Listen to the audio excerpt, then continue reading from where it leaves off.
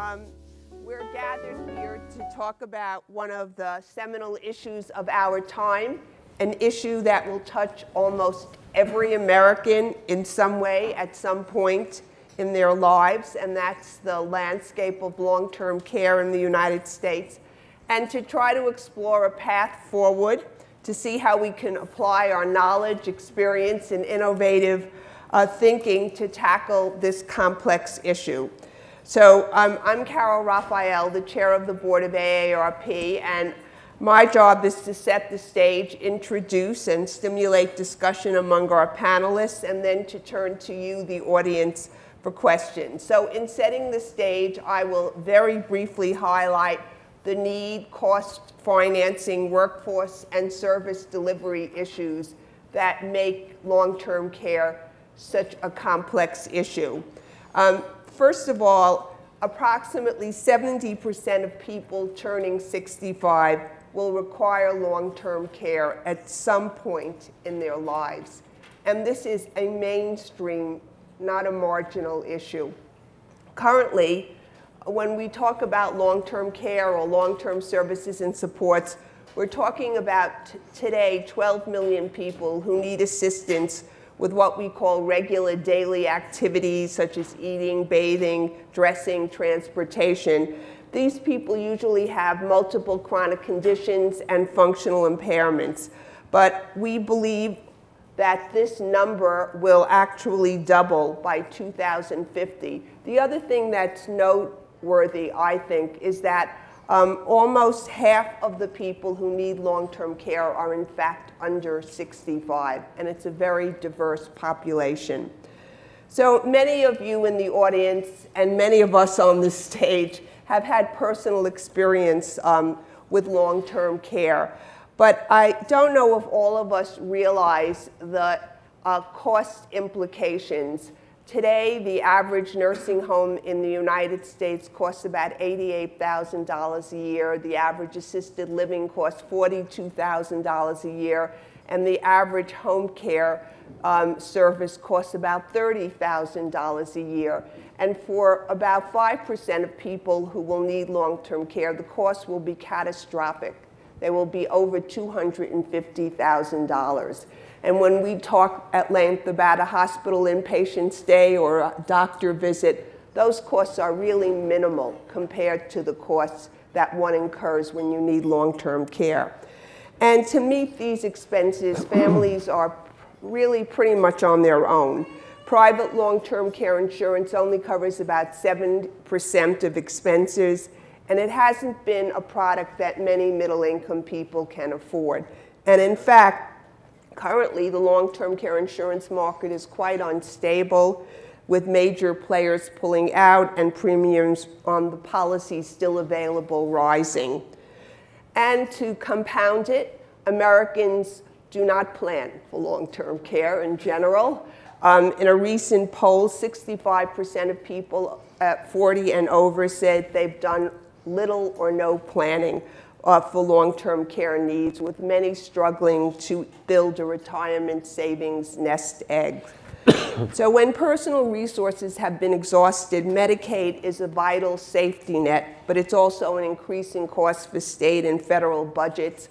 I know the last time I looked, Medicaid comprised on average about 20% of state budget expenditures.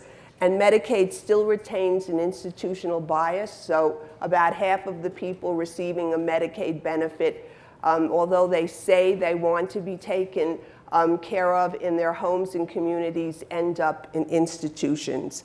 In terms of the workforce, I think I can't underscore enough that the major workforce in long-term care is all of us. It's caregivers, families, and on any given day in the United States, 44 million Americans are providing long-term care. And I think that we kind of estimate this to be valued at $450 billion.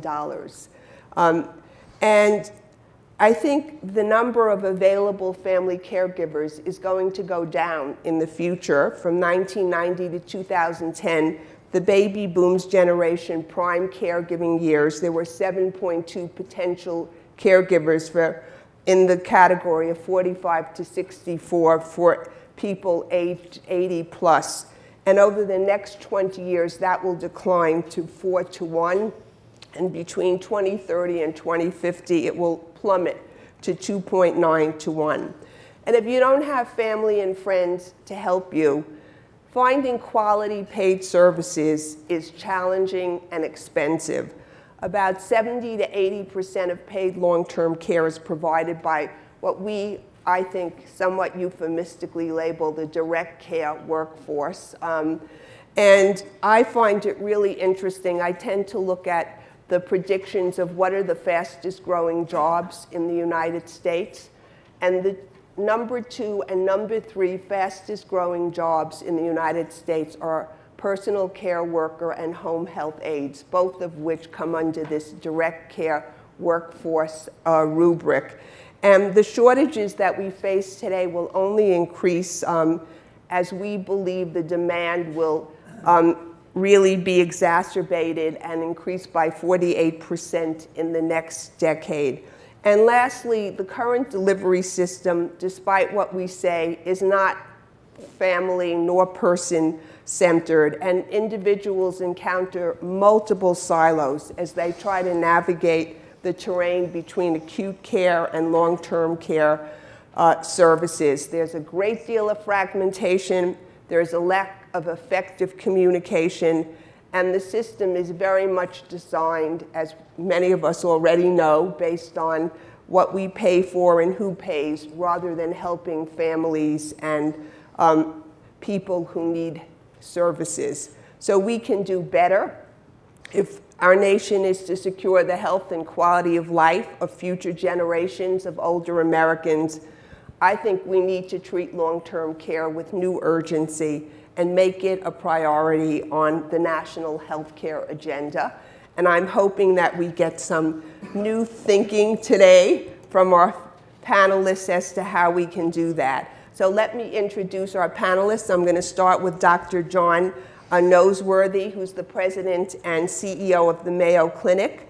And every year, more than 1 million people in all 50 states and nearly 150 countries come to the Mayo Clinic for care. And Dr. Noseworthy has served as chair of Mayo Clinic's Department of Neurology, medical director of the Department of Development. He's also a professor in the Department of Neurology and specializes in multiple sclerosis and has written more than 150 publications and served as editor-in-chief of the journal Neurology.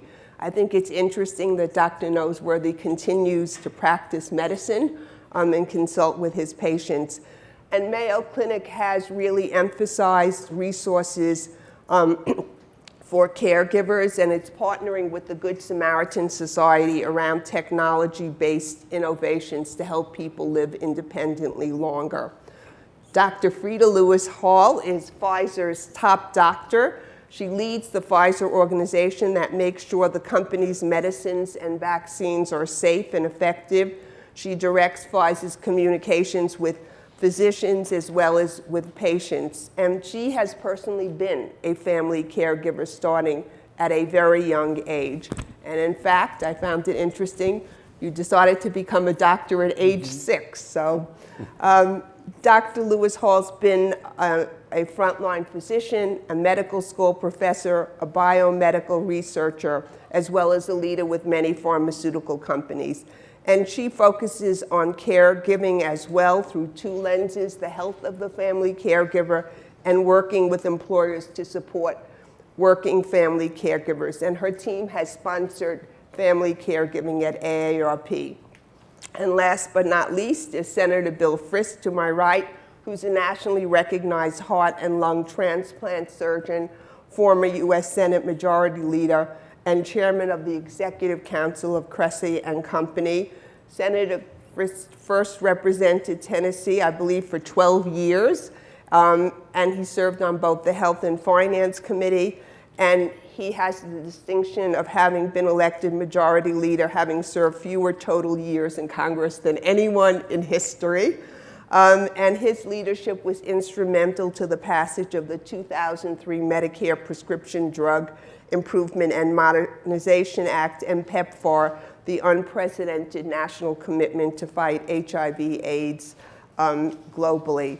I do want to point out that Dr. Frist is also co-chair of the Health Project at the Bipartisan Policy Center, and one of the 4 bipartisan leaders co-chairing the Bipartisan Policy Center's long-term care initiative. So I'm going to start with some questions for the panel. So given the current political and economic climate that we're facing and the complexity of long-term care issues, what concrete and feasible steps can the private and public sectors take to really create some viable financing options? So, Senator Frist. So the policy and the financing, it's a big deal. As a former policymaker, if you look with the Affordable Care Act, access was addressed in a pretty good way with President Obama and the initiative. The private sector is going to have to probably address the cost issue itself in terms of cost of health care. The one issue that Congress has failed to address, in large part because of what you'll hear today, is this issue of long-term care. Long-term care, we have no effective insurance market for it. Long-term care is going to affect everybody in this room. Every one of you are going to be affected through your mom or your spouse, or even sometimes your children. 7 out of the 12 million people are under 65 years of age. So everybody's going to be affected, and we don't have the answers at this juncture. And this is why. The 12 million going to 20 million people is exactly right. Most of what we say is not going to even factor in Alzheimer's and sort of this epidemic that's coming along. There's a healthcare component too that we'll talk about, which is sort of the 75% of all Medicare dollars is spent after the age of 75, and we have hospitals, and we have skilled nursing home, and we have all the stuff of healthcare delivery. And on the far end, we have a good hospice system, both in the for-profit and non-profit sector. But in between all of that, we have what is called long-term care, support, and services. Now, is that health care?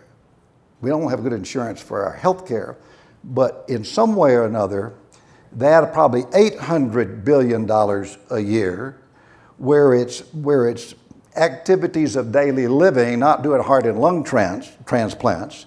It's food on the table. It's being able to bathe. It's being able to stay functional, to take your medicines. That traditionally is outside of our healthcare system. But to develop an insurance model for that, because our typical acute care model is fee-for-service for the most part still, and is episodic driven, we need to smooth all of that out, bring everybody into the room. In the long-term care and the support and services, which has traditionally been developed at a grassroots level, you have people in your neighborhood taking care of you, making sure you take your medicines. The caregiver shortage that is out there today is not financed today. There is a private insurance market, and if the overall, say as a pie chart, is $800 billion, only $7 billion, a little sliver, is in the existing long-term insurance today. It doesn't work. Insurance has to be inclusive, has to have everybody at the table. And the people at the table in that $7 billion market today, which doesn't, I mean, it works for them, they are buying in when they know that they will need it, instead of proactively over the continuum of care coming to the table. One last thing, and we haven't figured out the model. The Bipartisan Policy Center is focused on it. Many of you in the room has been focused on it. How do you develop an insurance model? Number one, is it prepayment, like our health insurance model of healthcare, just paying everything in advance? We don't have enough money to do that today. We're not going to. Or is it true insurance, to be able to establish some level of certainty? About 16% of the overall population will have expenses over $100,000. People aren't going to be able to afford that. They can't afford that today. So we have to decide that, number one. And the one last thing is, how is it paid for today? When we say long-term care, support, and services, say it's about $800 billion pie, $200 billion is paid for by Medicaid, the taxpayer. About twice that, $450 billion is not paid for. It is the caregiver who comes in. It is the son or the daughter who takes. It might be a social worker who comes in. It might be somebody who delivers the meals. That's not paid for today. So the government pays for $200 billion. $400 billion of it is unpaid today. Yet to have an insurance model, we need to bring that into the system. Of that, last thing, of that $450 billion caregiver, that's 42 million people who are caregivers today of some sort, who are putting their time in to take care of their loved one or the person they're taking care of. And that's about $34 billion in loss of productivity, bringing them out of the workforce today, all of which has to be addressed in this new insurance model as we go forward. The ideas, maybe after this we can talk about the specific ideas, are really not on the table yet, but it's something we have to address. Okay, Dr. Noseworthy, do you want to kind of share any thoughts you have? Well, Mayo Clinic is a healthcare organization, obviously fueled by research and education, focused on providing great care to patients, safe care at low cost. That's what we work on every single day. The foundation of our work is team-based care and patient-centeredness. That's what we've done forever. So we would see this as part of the continuum of care, and how do we provide a sustainable, high-quality healthcare system for the country. And one of the facets of that is to reduce fragmentation and improve the quality of the care. We think the center of this, and we have to look at what's actionable to us as the Mayo Clinic. We can work with the senators and elected officials in Washington, we can work with the insurance companies, but basically our wheelhouse is creating the medical model or the team-based model to help the patients. And so we have worked in this area pretty extensively, and you don't have to be at the Mayo Clinic to do this. The center of this is in our primary care services, and the lead on this is actually in one of a small community around us of about 50,000 folks.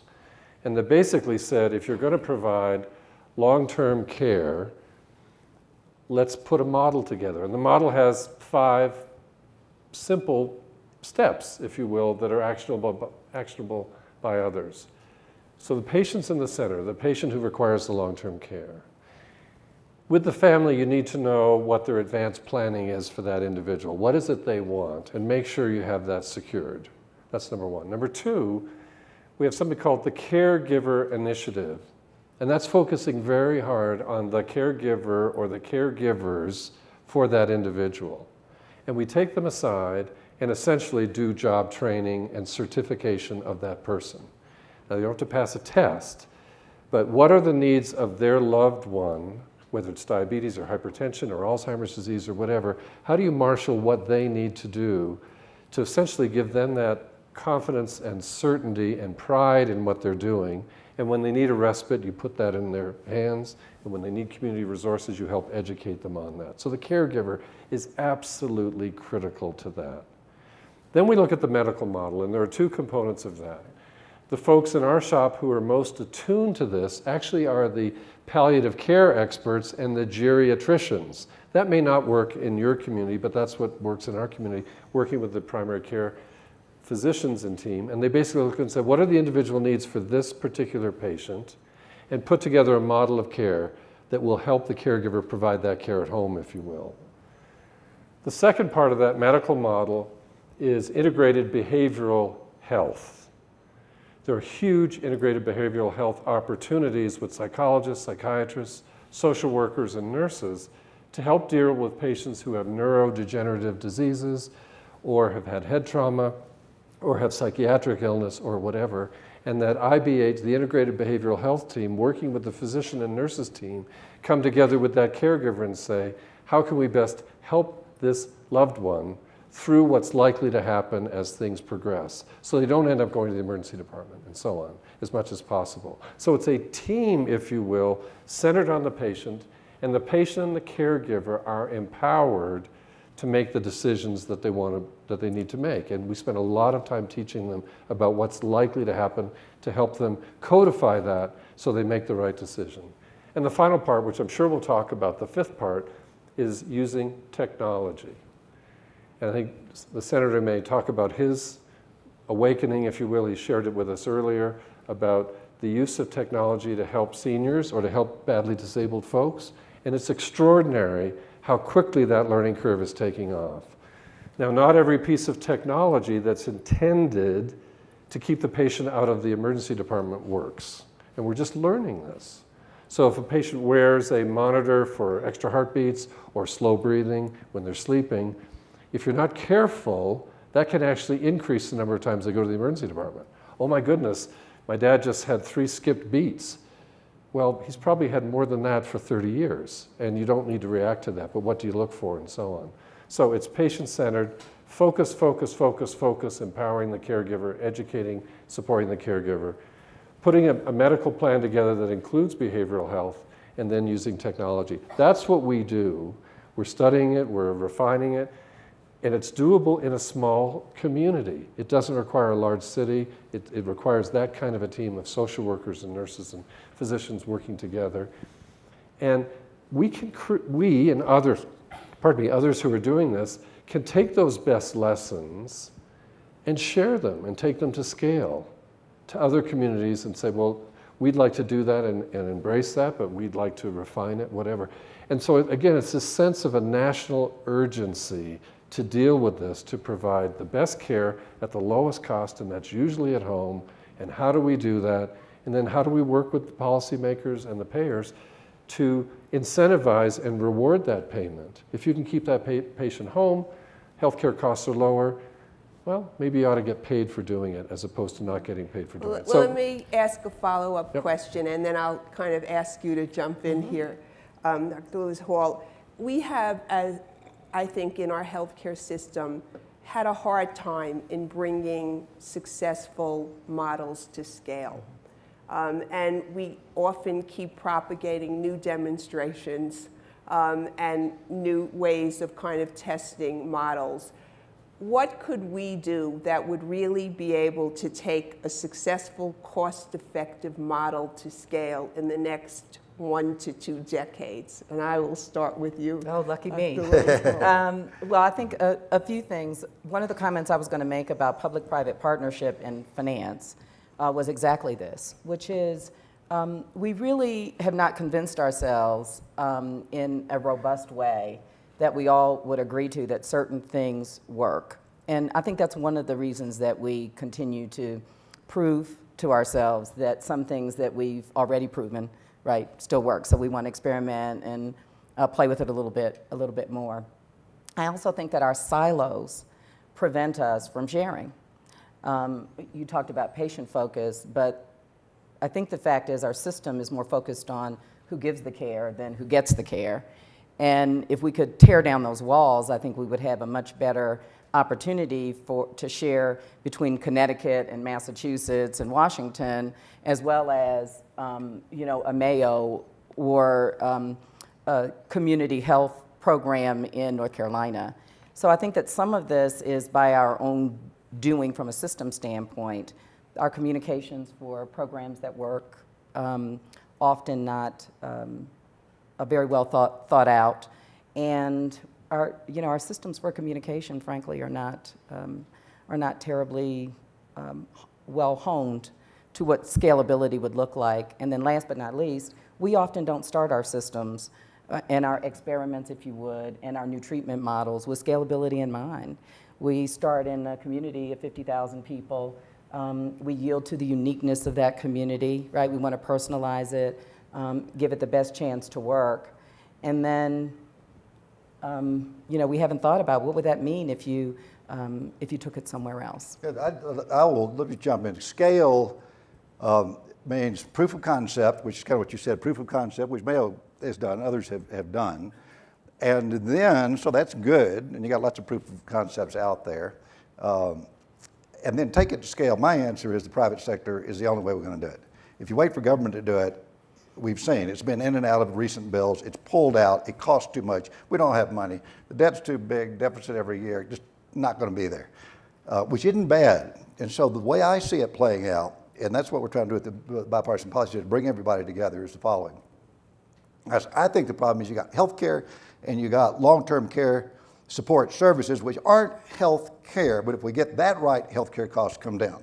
If we know that seniors are taking their medicines to keep their blood pressure down, or if we're using technology to monitor them, we know that the burden that our healthcare system gets to pay for is going to be less. So the challenge that we have is marrying health care, the hospitals, the silos that Freda talked about, and putting it over a continuum.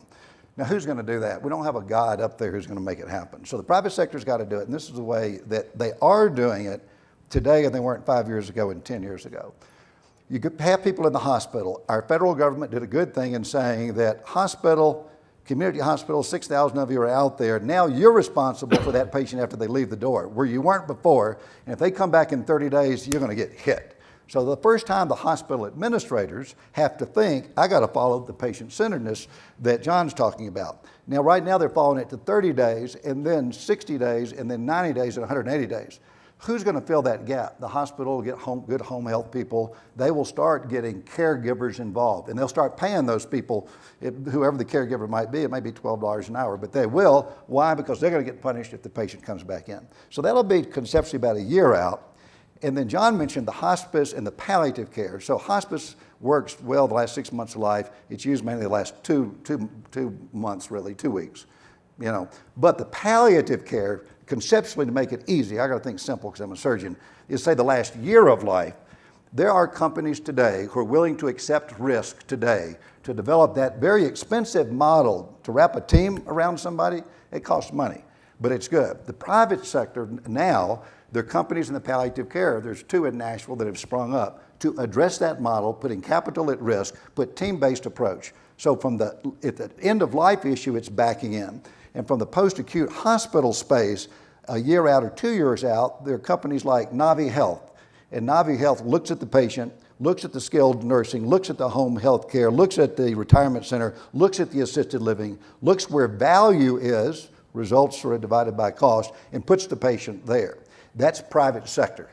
It's private sector with government putting the guidelines out there. So I see at least the approach in the next 5 years, moving in from where John said the models have been developed, palliative, demonstrating the models, and then the post-acute space coming in. We still need to address this whole middle assisted daily living, open up the medicine, are people opening up the medicine bottle? Are people maintaining their weight?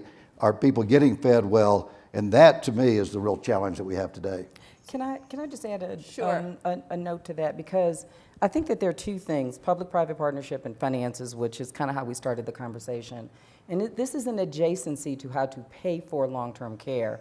But we might be able to help fund long-term care by requiring it, less of it or less intense of it for a longer period of time. And there are 2 things I think we can do. The first is to try and keep people above the disability threshold longer. So there's things that we know, things that are tested and tried models, that if we could scale them, a diabetic, right, could be held under the disability, kind of cutoff, if you would, could stay active, healthy, contributing, not require as much assistance, et cetera, et cetera. And there are many other conditions for which we have proven interventions that if we could scale them and keep people above that disability threshold, even if you pushed it out a year, 2 years, 5 years, it would make a meaningful difference, not just in the life of the patient and their family, but also in terms of the cost and care in our system. The second is, there's one area that we don't have a solution for right now, and that is Alzheimer's. And we've taken that out of many of the calculations, I think, frankly, because it's just downright frightening if you don't. $1 trillion by the year 2050. And the numbers are staggering. It's a worldwide issue. We will not have enough of anything to take care of all the patients that come in to the Alzheimer's paradigm with the largest age wave in history of mankind kind of crashing on this Alzheimer's shore. So we should probably be thinking about a well-organized, funded commitment to understanding Alzheimer's and beginning to change the disability kind of trajectory up just a tick, even if you can't cure the disease or prevent it wholly. If you could just change the rate of decline in a meaningful way, we would also be able to affect the need for long-term care and the cost of it when we're providing it. And I think we should keep those on our radar from a long-term perspective. I was just going to speak to an article that was in yesterday's New York Times. It was actually on the front page. And it's about Tracy Murphy, who was managing a nonprofit agency 5 years ago when her mother became seriously ill with heart problems. She promptly left her job to care for her, a task that has consumed Miss Murphy ever since. For me, it was a no-brainer, said Miss Murphy. When I was growing up, she sacrificed for me. Miss Murphy, 54, set her career aspirations aside, drained her savings account, and eventually sold her gold jewelry to help make ends meet while shuttling her mother, who was 85, to doctor's appointments and running errands. And I eventually felt I would find another job, but I only have one mother. And this was part of a look at women of this kind of age group who are the major caregivers, and she couldn't find another job.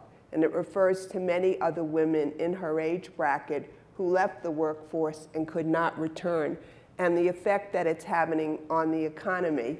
And so I would ask the panelists, what can we do to support people like Tracy Murphy? I'll just jump in. So that figures of lost productivity, that story is about estimated, who knows what it really is, but it's about $32 billion a year. Just the fact of people who, if you ask them, and it wasn't this both obligation and love of doing it, would stay in the workforce and be productive. So what are they, $32 billion. This is not health care. This is really coming to stay with mom, to make sure that she gets up and that she goes to bed and that she gets dressed. It's about $32 billion a year, so it's a big sum.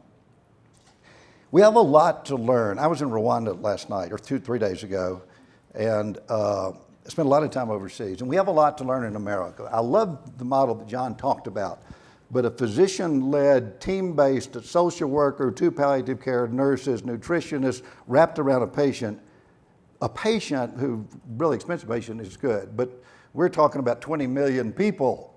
20 million people is what Carol said, need this. Not that, but need this. So what is this? And the this we need to give discipline to, give definition to. Who is the caregiver? Does that caregiver need to be reimbursed?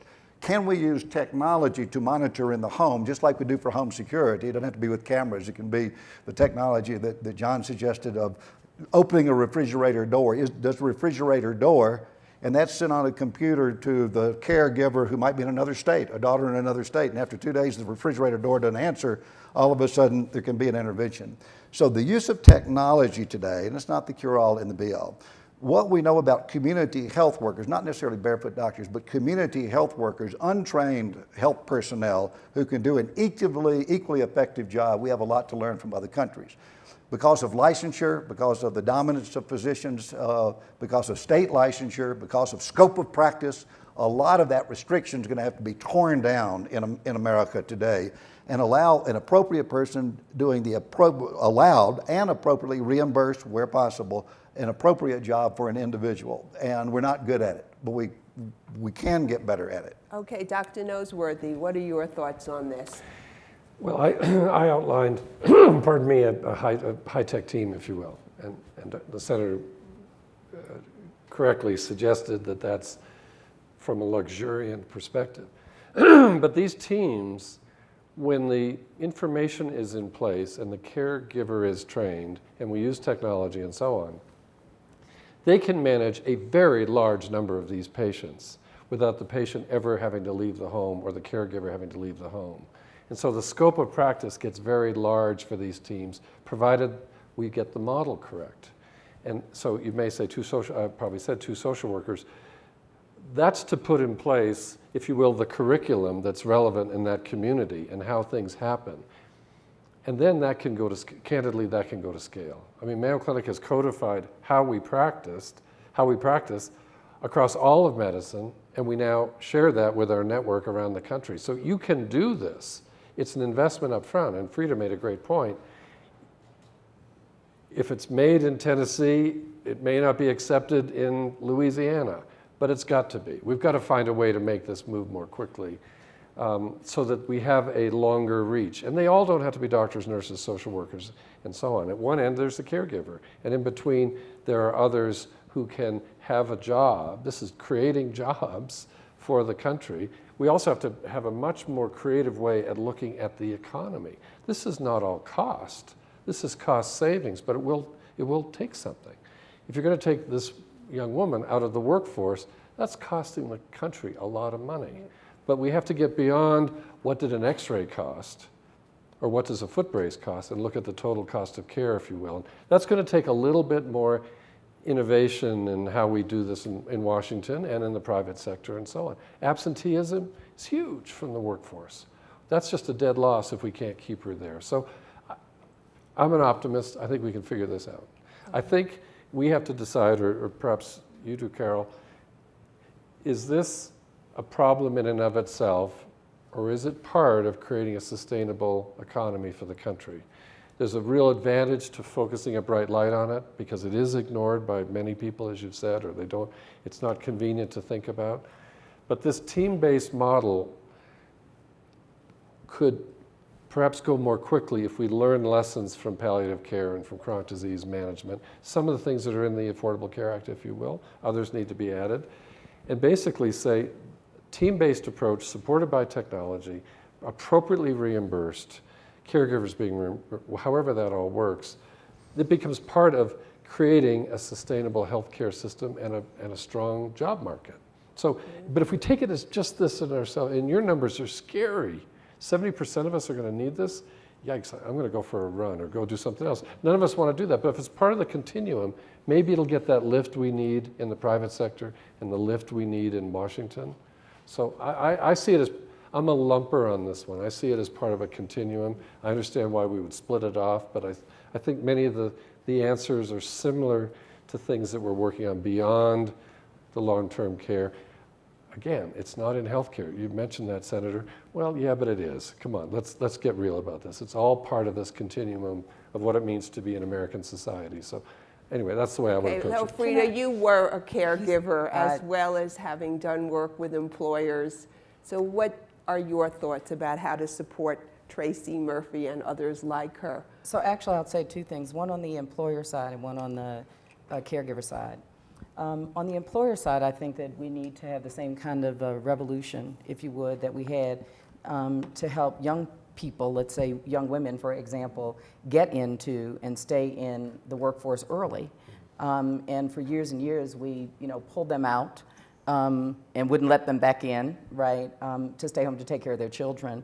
And I think what you hear is they're being pulled out later to take care of their parents and not being let back in. But we have some mechanisms that we've learned that have been very effective in those early days. I think we can very simply deploy those now. And there are many enlightened employers that are working specifically. We belong to a consortia called REACT, Respecting a Caregiver's Time. These are employers who have come together to share best practices and to develop best practices on behalf of their employees who are caregivers, allowing them to and facilitating them to have that conversation at work, to ask for help, to ask for accommodations in time, either in a day or overtime to care for someone. So there's some very practical things that are coming out of these collaborations. The second is caregiver. When the summer of my freshman year of medical school, my mother passed away suddenly from a stroke. I'm an only child, and I was left standing kind of face to face with her aging parents, my uncle, her only brother who was chronically ill, and my father's brother who had lived with us the entire time I was growing up, who was a paraplegic at the hands of polio. My mother was essentially the caregiver for this crew. And there I was, a freshman in medical school confronting, how do I do this? With them primarily living 100 miles away in Richmond, Virginia. And the answer was ask for help and put a team together. And I was only able to do that because I was encouraged by caregiving mentors to do so, to not think this is something I have to do by myself or even can do by myself. And caregivers really don't have a very good voice. They've not kind of figured out yet how to put that team together, how to ask for help, how to not feel badly if you say, you know what, I'm not going to do that today. I'm going to let the next door neighbor handle that. So I think that there's kind of a coming together. And AARP actually has an ebook that came out just recently that was authored by Amy Cosgrove, Amy Goyer, on caregivers juggling work and caregiving. And these give very interesting, not just philosophical tips, but very practical tips about how to remain in the workforce and to meet all of your caregiving desires and obligations. Okay, well, I'm going to ask one last question before we turn it over to the audience. In terms of thinking about financing and creating some kind of insurance system, I've heard proposals that think we should only think about a public sector social insurance approach that really spreads the risk from an early point, as you pointed out. I've heard about proposals that want to revamp the long-term care insurance products so that perhaps they offer only a home care benefit or they're only time limited, and so they could become more affordable and people could hopefully sign up earlier through employers or other channels. And then I've heard public-private sort of combinations where you would be personally responsible for a certain amount of time, but then after 18 months, perhaps there could be a catastrophic public sector benefit to which you become entitled. I'd be interested in, I'm going to start with you, Dr. Noseworthy, very quickly, your sort of thinking about these three roads to travel. I'll be quick. I don't know the answer. It's not my area of expertise, to be candid. I suspect that it's going to take more than one answer, and I think it's going to take everyone coming together, but I probably should pass. All right. Dr. Lewis-Hall, do you have any thoughts? Well, we talked earlier, and I think that we really don't have a system to fund right now. If you think about what the long-term care system is, there isn't, it isn't long, the terms aren't good, and there's not a lot of care. So, so I'm not quite sure what we're funding. I think one of the things we have to do is to design what we think would be the best engineered system to provide the continuity of care that we're referring to as long-term care, and then begin to figure out how you would fund either all of it or parts of it in a very organized way. I think we have a unique opportunity now to not organically grow this and then figure out how to do it as we're running along. I think we have an opportunity to press pause and to ask ourselves, what should this look like given what we know is coming down the pike and what we know about how to best provide services and what we understand families can and cannot do and can and cannot afford. And then back-build a system that meets those needs. I think, we're able to do that right now. And so, and then I think funding it becomes a more logical exercise than the one I think we're in now, which is, oh my goodness, where's the money coming from? Okay, so Senator Frist, you have the last comment on this before we turn to the audience for questions. I'll be brief because obviously we don't have any idea. And nobody who's thought about it has much. We at the BPC, we reviewed 20 different proposals of insurance plans to cover this gap, and none of them click, none of them rational in this climate today. So funding sources today, can you use them? Right now it's $200 billion in sort of a $1 trillion unpaid sort of universe out there, or total universe. So $200 billion, about a fifth of it today, is paid for by the taxpayer, by you. That's predominantly Medicaid, and Medicare is the dual eligibles, and the money gets sort of shifted around. So we have to make a decision. Do we use existing structures, Medicaid or Medicare? Medicaid, it's not going to be done right now because with the expansion of Medicaid, there's going to be huge pressure on Medicaid right now just in terms of performance. But you can do that. Medicare itself and the dual eligibles, again, in part because of the good aspects of the Affordable Care Act, it's unlikely you're going to be able to expand the dual eligible population payments.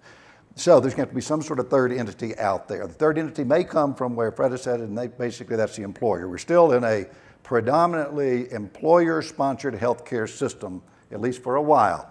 We'll talk tomorrow whether it's going to last or not, but at least for a while. So they need to actually be at the table because we're going to have to put up new money. None of this is going to change until you put money in the system. It's just not going to change. People aren't going to be, there's just too much money unless you tie it to some sort of insurance proposal that's out there.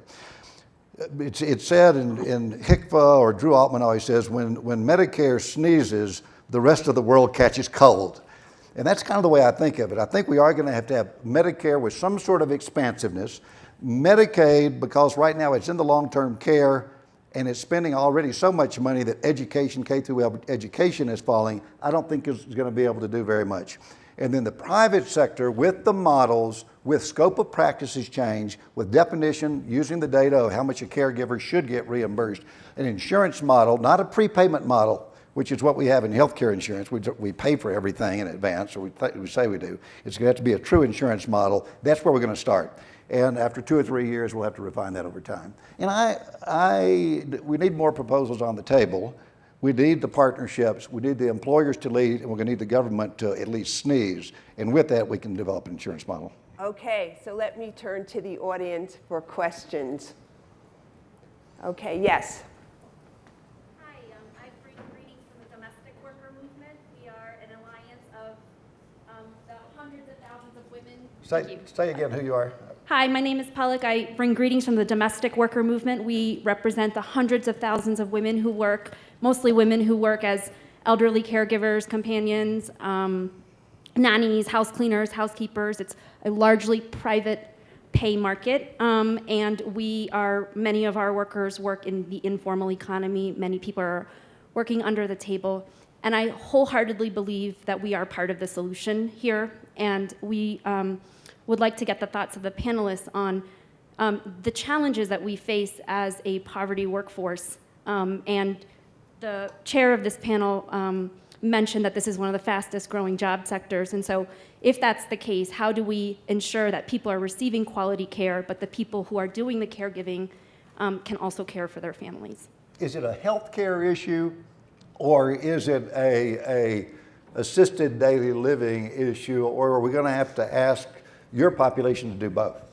I think we're going to have to ask our population to do both. I mean, a lot of our caregivers already do a lot of this work, and they do help with grocery shopping, and they'll help with kind of activities of daily living, as well as, I mean, I think the scope of practice question that you're talking about, like what is that in-between caregiving work, and how do we, the finance, right? I mean, our workers right now are just financed in the private pay market. The wages are very, very low in the senior care market versus the child care market.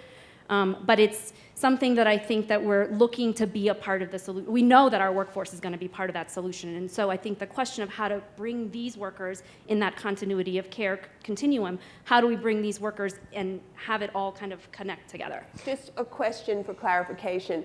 Why are the wages so much lower in this part of the system than for child care workers? So for our workers that are in the private pay market are primarily nannies, and so that's generally an affluent market. It's a more affluent market than, because you have other options, right? You can drop your children off at daycare, and then it's also like time limited, right? You can budget for it because it's 5 years before a kid becomes school eligible or school age eligible, versus the elder care market. I think the affordability question is a big deal in this market, and you also don't know how long you're planning for. And the way that the market is right now, I mean, I think the national wage for these workers is really stuck around $10 an hour, whereas the nannies can actually secure a higher wage. Okay. And the work isn't defined as a part of the system, so this was your earlier point. Who is it in the continuum of care can shop and make sure that the right choices are made from a nutrition standpoint? Who can make sure that bathing care is provided?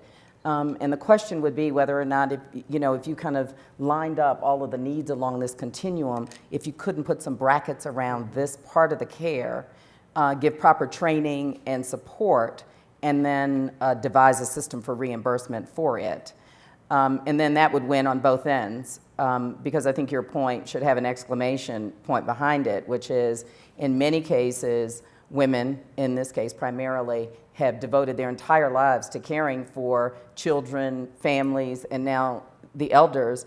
And when the moment comes for their family members to be cared for, they won't be able to afford it. And frankly, many will have to continue in the workforce in order to provide, other basics for their family. So it is a catch-22 that perhaps designing a system proactively and declaring this a part of that system would answer two really important questions. Thank you for asking that. Yes. Well, I Dr. just think Noseworthy. there's a lot of this going on in developing nations, and we have to reverse engineer and bring some of that home, and then just get over the fact that they're not all nurses or social workers, and create appropriate educational materials, online learning, certification, and then some sort of recognition of, as our moderator said, you could bracket some of this.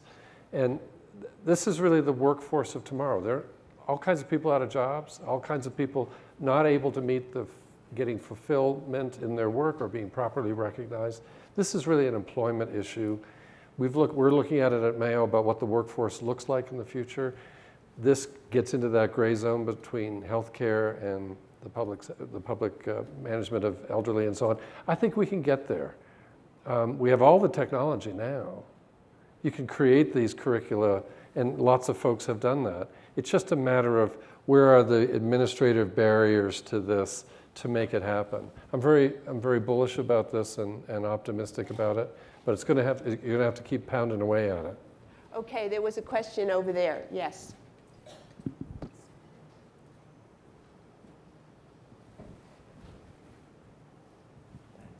Hi, I'm Ray Suarez from Al Jazeera America, and I was listening to the previous comment, and I don't think, given that the fastest growing household type in the United States is a single person household, add to that increased mobility, very high levels of family dissolution, and a demographic tidal wave breaking from the boomers, those workers have to be part of the solution, but nobody gets bonuses for upward pressure on wages.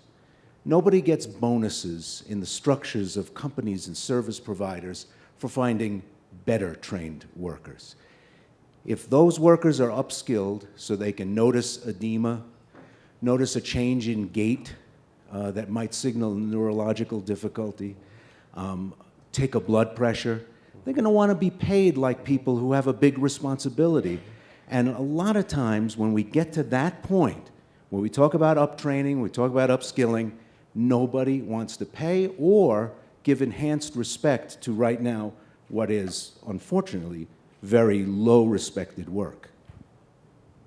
Okay. Good one. Let me get, yes, over here. Yes, hi. My name is Carol Stone. I work for a medical device company, and we've done a lot of research in the non-acute care market. And one of the things that's become very striking to me is, we look at I've spent a lot of years working in hospitals, and there's a lot of challenges around the coordination of care in the hospital acute care market. But when you get outside of the acute care market, the coordination of care is tremendously difficult because of the diversity of how care is delivered.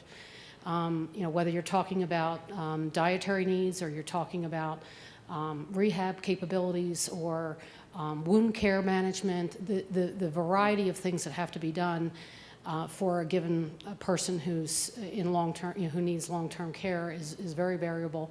But there's no coordination of where do you go to get it, who provides it, how do you access it, how do you know what's available to you, who do you know delivers it. And when you talk about care, people who are going to provide this care, the complexity of what they need to know in order to help try to coordinate that, the amount of time alone that takes them away from work just to figure out how to coordinate the care, nevertheless give it, is, I think, a big barrier that we need to address that I haven't heard anybody talk about on the panel, and I was wondering if any of you have any thoughts in that area. I'll just jump in. I think money is going to drive most of this. To think that people are just going to coordinate care because it makes them feel good is just not going to happen. Or it'll happen some. And therefore, the model is going to have to accelerate the model, which the Affordable Care Act did part of, but really the private sector is doing, and that is moving from a fee-for-service to a value-based system. And a value-based system which measures results and outcomes and better life and health.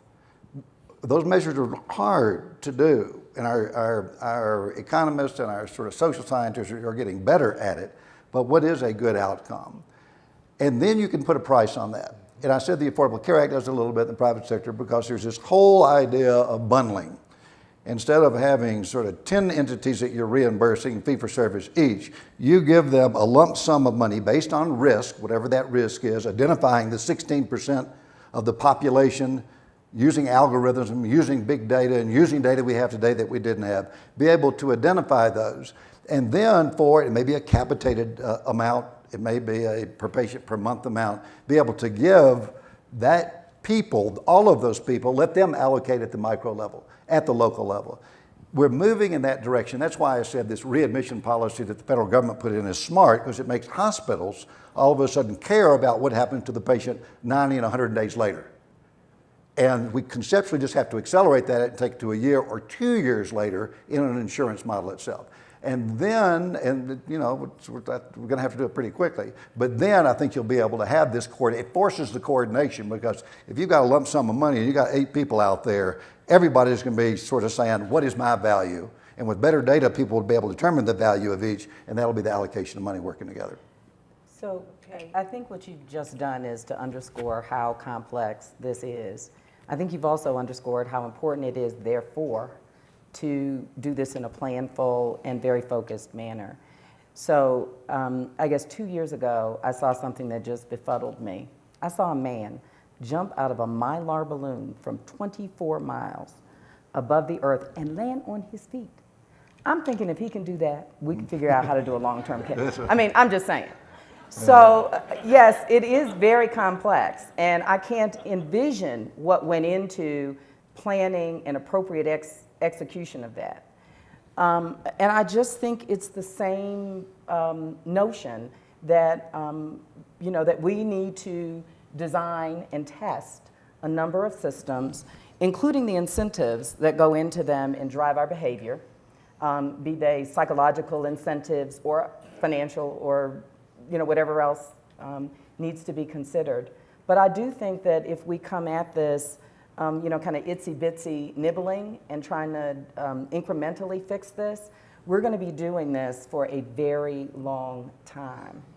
I will say just a couple of things, because I know we just have a minute. The Veterans Administration system, I know everybody's down on it, and I've had the opportunity to work in it for 20 years, at least once a week, as many do, and there's some good things, and it's very inefficient, and they've got all sorts of problems.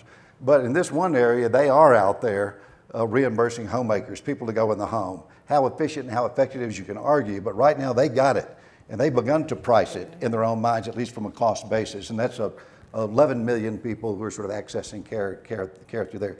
The number 2 in terms of the financial model, just because it hadn't been mentioned, but it's one that keeps coming up, are lifetime savings accounts, building off a health savings account model with vouchers given for people who can't afford it that start at birth, to allow that money to accumulate, not just to address a Medicare system in part in the future and a Medicaid system in part in the future, but also this unaddressed, almost stepchild of insurance, which is the long-term care we're talking about today.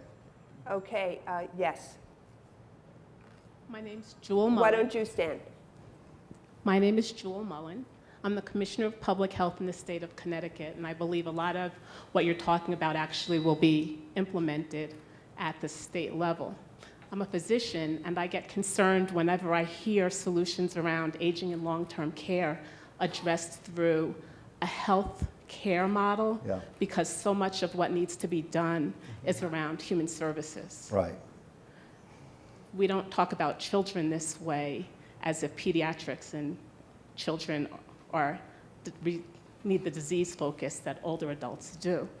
Even within the Affordable Care Act, there are provisions for workforce development, some of which I believe were specifically intended to help bring low-paid women in particular into a workforce that's credible and not fraught with barriers of scope of practice, which we also deal with at the regulatory level. So I'm wondering whether or not there's anything else you would say around our nation's investment in human services throughout the lifespan, which might help attenuate this issue. The only comment I would make is one of the things I'm working on is how to define and measure quality in this area. And we very much have a mindset that's medically driven in how we think about quality, because we think about people recovering, returning to whatever one defines as normal life restoration of function. And one of the things that I think I've been grappling with is, how do you define quality when someone cannot get better? When you're really trying to maintain their function, prevent decline and complications, and offer them the best quality of life and a life of purpose and meaning. And I think we're struggling with that, and your comments really reinforce that, and how we need to have a different framework for thinking about even the outcomes and the quality in this area. I would underscore that. I have the honor of sitting on the inaugural board of the Patient-Centered Outcomes Research Institute. And much of our work is looking at outcomes more holistically and from the view of the patient. And some of them are exactly what you mentioned, which is it isn't always kind of a lab value that ultimately will improve, or some other more tangible outcome that we are comfortable with measuring, but something less so that we need to build a science around. The other thing is I had the privilege and pleasure of listening to 6 communities receive awards for their focus on health and building a culture thereof. And it was really an interesting experience, because even though it was a culture of health, to the community, they did exactly what you are describing. It wasn't only about health issues and health outcomes. It was around education. It was improving employment status. It was kind of all hands on deck, a root cause analysis, and addressing all of the issues along the way. And I absolutely agree with you. I think that unless we take that giant step back and come up with a plan like that, find ways of measuring it, we're going to find ourselves back here in a decade's time having a similar conversation. Okay, I will take one more question over here, and then we will conclude. Right. Oh, wait, the microphone is coming, right? Patty Gabo, Denver. Where in this discussion of long-term care is a meaningful, realistic, national dialogue about end of life? Because we don't seem to want to talk about this as a society, and things like advanced directives, earlier use of hospice. When I was training in medical school, we used to talk about pneumonia as the old man's friend. Now it'd be the old person's friend. But now you can hardly die of pneumonia. People want to admit you, take you to the ICU. So at some point, as we think about life with dignity through to the end, where is the discussion about end of life in this long-term care discussion? Well, Maybe I'll jump in, if I may. I think there needs to be a national dialogue, but much of this has to happen at the local level, candidly. And in our experience, in the communities in which we work, when the family is involved with making these decisions with the patient, the utilization of health care and the good ending, if you will, the percentage of patients, you talked about palliative care and hospice and so on, dying at home, staying out of the hospital, fewer hospital days, that all comes from team-based care focused on the patient. And the numbers are striking. Where this is done, where the advanced directives are in place and the family and the patient come together, the healthcare utilization is half what it is in the rest of the country. And I think that's terribly important. It's a simple message, it's hard to do, but this has to happen at the patient level, with the patient and their family making these decisions, and then making sure that the doctors and nurses know it and follow it and so on. I think we're making progress there, but I think that the discussions have to at least happen at the local level, and when they do, the results are striking. So. Thank you to the panelists. I really appreciate your participation. Thank you to the audience.